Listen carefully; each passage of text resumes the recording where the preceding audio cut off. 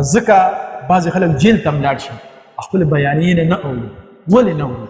هغه د هغه په رګو پې کې وردننه شوي وي، هغه بیا په دې نه وي.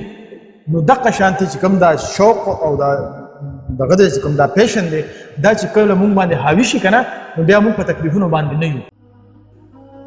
د خدای دپاره پښتنو سانونه وپېژنئ، ستاسو دپاره خو به ځان له پیغمبر نه راځي.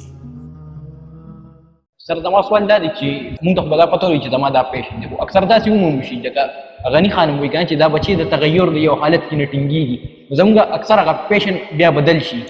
دا به مونږ څنګه انشور کوو چې زموږ عمده پیشن دی او دا به نه بدلېږي؟ د دې په څه ګارنټي؟ ماشاءالله ماشاءالله. د پیشن څنګه چې مونږ دا نښې وینو، یو نښه پکې دا ده چې لکه تاسو مشکلاتو ته غاړه غټۍ ورځئ. دا نه چې مشکل د باندې راشي او مونږ وایي چې پیشن ته وایي ټاټا بای بای. نه نه نه، چې مشکل د باندې راشي هم تاسو په هغې باندې استقامت سره ولاړ یې، چې خادي د باندې راشي هم استقامت سره ولاړ یې، چې پیسې ملاویږي نو هم کوئ او که څوک پیسې نه درکوي هم یې کوئ. نو دا ټولې نښې چې مونږ ګورو چې دا پکې وي نو مونږ ته پته ولګي چې او دا پیشن دی.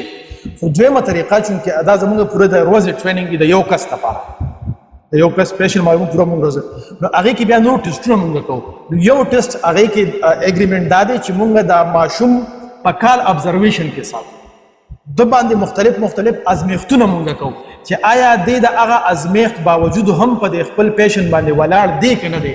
که هغه کال کې دی واقعي ولاړ وي نو پس ته یې مونږ ته سرټیفیکیټ ورکړو چې او زمونږ د ایکسپیرینس مطابق ستاسو پیشن دا دی. دا ځکه مونږ وایو چې تاسو 45 کارونه ولیکئ، که دا یو نه وي نو بل به وي، که بل نه وي نو بل به وي، که بل نه وي نو بل به وي. نو چې کله په ستونزه کې، په مشکلاتو کې، د پیسو په مشکلاتو کې، په سخته کې، په د وښلو ټکولو کې، په د خلکو په د خبرو کې ته د خپل پیشن نه وتښتېدې، بس دا غټه نښه ده چې یاره دا ستا پیشن پوخ نه و، صحیح نه و. نو دا نښه ده چې دا پکې وي، دا بیا نه بدلېږي، بیا تر اخر وخته پورې روان.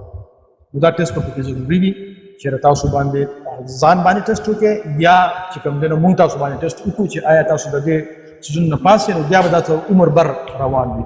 دا ځکه بعضې خلک جیل ته لاړ شي خپل بیانیې نه اوري. ولې نه اوري؟ هغه د هغه په رګو پې کې وردننه شوي وي، هغه بیا په دې نه وي. نو دغه شانتې چې کوم دا شوق او دا دغه دی چې کوم دا پیشن دی دا چې کله مونږ باندې حاوي شي که نه نو بیا مونږ په تکلیفونو باندې نه یو، تکلیفونه مونږ ته بیا اسان دي. او کله چې مونږ تکلیف نه وتښتو کوشش دا زموږ پیشن دی بیا به بل ډېره مننه. تھینک یو. انشاءالله خلک چې منګې مخې که نه هم یې لږ ټنګوي که نه، ډېره ټنګ کوي، نو دا غون جون به مونږ پیشن باندې دا به ټنګې نه، دا به څو پیرې نه ټنګې، کله به یې په لمدر ټنګې او کله به یې په وچه ټنګې چې پته یې ولګي. نو دا به مختلف د ازمایښتونو نه تېرېږي.